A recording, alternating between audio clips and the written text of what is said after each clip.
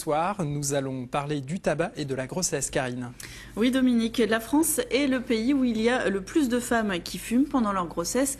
Quels sont les risques pour la santé de la maman et du bébé?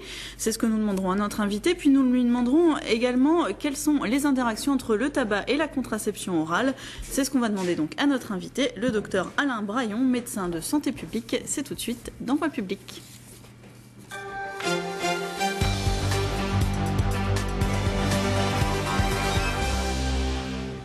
Alain Braillon, bonsoir.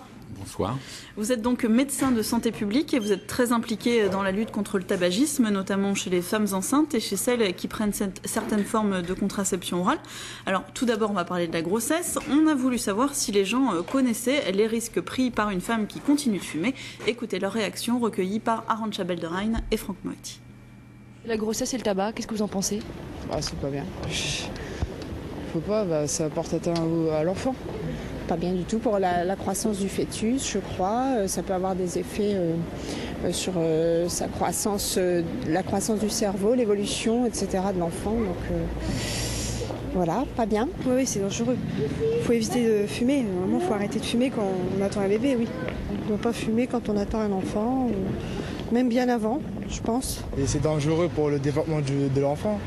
Si on fume, après l'enfant il risque d'être handicapé ou être maigre et avoir des problèmes à la naissance. Pourquoi vous arrêtez de fumer? Parce que c'est pas bon pour le bébé, tout simplement. C'est dangereux de fumer quand on est enceinte? Je pense que ça peut l'être, notamment pour le fœtus, quoi. Là-dessus, on a été informés. Docteur Braillon, une femme enceinte qui fume, quels sont vraiment les risques? Donc les risques sont très importants et on a bien vu que les gens commencent à en être conscients et ça c'est grâce à vous parce que vous avez déjà fait un reportage l'année dernière et c'est vraiment une action exemplaire. Donc les risques d'une femme enceinte qui fume, c'est pour son fœtus. Toutes les complications obstétricales vont être observées de façon plus fréquente si la femme fume. Ça va être le retard de croissance intra-utérin, les hémorragies, les ruptures prématurées de membranes. La prématurité, une femme qui fume va avoir 3 fois plus de risques d'avoir un enfant prématuré. La mort subite du nourrisson aussi, toutes les complications. Retard de croissance, c'est un enfant de petit poids, ça veut dire qu'il a aussi un plus petit cerveau, et puis qu'il aura de grosses difficultés pour passer son bac. Donc c'est dramatique, c'est la première des maltraitances finalement, et on doit aider ces femmes à ne pas asphyxier leur nouveau-né. Alors en France, plus de 20% des femmes fument toujours en fin de grossesse. Comment ça s'explique? On connaît les risques, mais on a l'impression que ça n'arrive qu'aux autres, qu'on n'est pas concerné. Alors en effet, c'est un pourcentage qui est même plus important. Parfois, selon les territoires, jusqu'à 30%, ou les milieux socio-économiques. On est le recordman d'Europe pour ce résultat, avec les conséquences qu'on imagine pour la grossesse et les nouveau-nés. Alors pourquoi? Les raisons sont multiples. La tabacologie et la dictologie, c'est pas une discipline universitaire. Alors, même s'il y a des gens qui s'en occupent, ils n'ont pas la reconnaissance, ils n'ont pas les moyens. Et donc c'est difficile de faire passer les messages. Et puis à l'autre extrême, les traitements sont quasiment pas remboursés par l'assurance maladie. Et c'est vrai que ça limite l'intérêt qu'on peut avoir pour des traitements qui sont pourtant efficaces et qui permettent de guérir. Alors l'ensemble des personnels des maternités, même maintenant les gynécologues libéraux, ont néanmoins été formés pour essayer d'aider les futures mamans à arrêter de fumer. Voilà, donc on a eu un programme exemplaire en Picardie. L'année dernière, nous avons équipé et formé l'ensemble des maternités, équipées en analyseurs de CO. On est la seule région de France où on a 100% des maternités qui sont équipées en analyseurs de CO. Et cette année... En analyseur de monoxyde de carbone. Voilà. En quoi ça consiste ? Donc c'est un appareil qui va permettre de mesurer la consommation, l'intoxication par le monoxyde de carbone. C'est le gaz qu'on retrouve avec les chauffe-eau mal réglés, qui permet de faire le diagnostic, d'adapter le traitement, de sensibiliser la personne. Et c'est un outil très important pour prendre en charge les femmes qui fument, aussi important qu'un tensiomètre pour traiter l'hypertension artérielle. Parce que là, il y a un support visuel, on pose un chiffre finalement voilà. Sur une dépendance. Tout à fait. Alors je vous propose maintenant de regarder le message que Marie de Saint-Quentin nous a laissé sur Internet. Elle écrit « J'avais entendu dire que lorsqu'on attend un enfant, dans certains cas exceptionnels, il valait mieux fumer une cigarette de temps en temps plutôt que d'être très stressé en permanence. Qu'en pensez-vous » Alors j'en pense le plus grand mal, ça fait partie des croyances qu'il faut arracher et détruire. Le stress n'a jamais été guéri par le tabac, et le tabac est nocif pour l'enfant, et on dit on prend une cigarette, en fait on en prend 10, et même une cigarette, s'il est tiré très fort, c'est très toxique pour l'enfant. Alors l'idéal, ce serait d'arrêter de fumer combien de temps avant le début de la grossesse? L'idéal, c'est de ne pas fumer du tout. C'est un mort sur 2 pour les consommateurs de tabac qui sont liés au tabac directement. Il ne faut pas fumer pendant sa grossesse. Et si on fume en début de grossesse, il faut arrêter le plus tôt possible et avoir de l'aide auprès des médecins. Et alors justement, les différentes méthodes utilisées pour arrêter de fumer, elles sont compatibles avec la grossesse? Alors, souvent, le simple conseil, l'accompagnement, les thérapies cognitivo-comportementales permettent d'arrêter de fumer. Et puis, pour les femmes très dépendantes, il faut utiliser les substituts nicotiniques, que ce soit les patchs, ou que ce soit les gommes à mâcher ou les comprimés à sucer.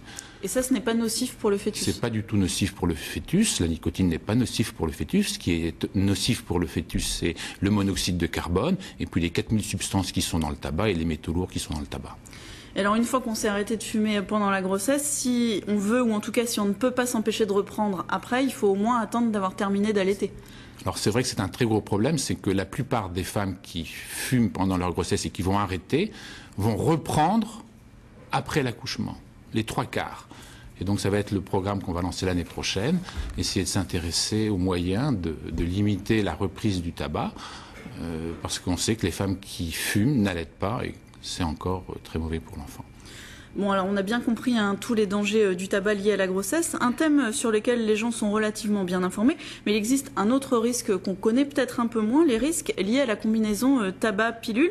Je vous propose d'écouter ces réactions de téléspectateurs et on en parle juste après. Est-ce que vous connaissez les contre-indications entre le tabac et la pilule? Ah non, pas du tout. Les deux ensemble? Les deux ensemble? Aucune idée. Je sais pas du tout. J'en ai vraiment jamais entendu parler, ni avec mon médecin, ni à la télé, quoi. Je pense qu'on manque d'informations à ce sujet-là. Bah, je sais pas, moi je fume et je prends la pilule, donc je sais pas, ça m'a jamais rien fait. Vous pensez que c'est dangereux? Bah, pas forcément dangereux non plus, mais je sais que les médecins ils disent ça. C'est pas bien, c'est pas forcément conseillé de fumer en même temps de prendre la pilule. C'est logiquement incompatible, hein, mais j'ai un implant et je fume. C'est quoi les risques? Ça, je sais pas exactement. Depuis pouvoir avoir d'enfants, je pense. Ça multiplie les risques de cancer, de maladies cardiovasculaires. Et ça amène des risques cardiovasculaires, de l'infarctus, etc. On vous informe bien? Pas spécialement, non. C'est des choses qu'on entend à droite à gauche, c'est tout. On vient de l'entendre, là, dans l'esprit des gens, les risques sont moins évidents. De quels risques, là encore, il s'agit exactement? Alors, ça fait partie de la deuxième phase qu'on a lancée cette année. On a commencé par le département de la Somme en accompagnant les gynéco-médicaux et les sages-femmes qui exercent en cabinet libéral hors maternité pour prendre en charge justement le problème pilule-tabac. Alors, la pilule, c'est le meilleur moyen contraceptif, le plus sûr, le plus efficace. Le seul ennemi, c'est que ça ne va pas avec les facteurs de risque cardiovasculaire.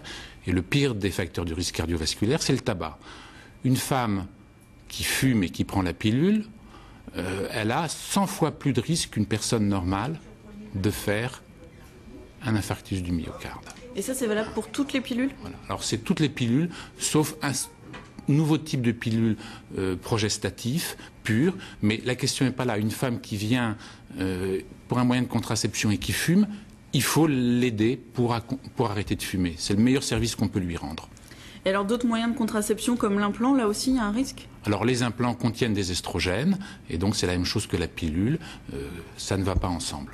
Et alors est-ce que ça peut aussi engendrer des problèmes de fertilité comme le disait tout à l'heure? En effet, les femmes qui fument ont des problèmes de fertilité, mais il faut aussi se rendre compte qu'elles ont d'autres problèmes dont on ne parle pas. C'est les parodontites, ça veut dire que c'est la gencive qui est infectée, avec une haleine qui est plus ou moins fétide, et puis une infection génitale très fréquente, la vaginose bactérienne, qui est liée au tabac aussi. Les femmes qui fument ont 3 fois plus de vaginose bactérienne, donc c'est tout à fait déconseillé de fumer, ne serait-ce que pour des raisons d'hygiène et de vie agréable. Donc quand on fume et qu'on veut prendre la pilule, la seule solution c'est d'arrêter de fumer? Voilà, c'est d'avoir une aide de son médecin traitant pour arrêter de fumer et il y a des tas de traitements qui existent.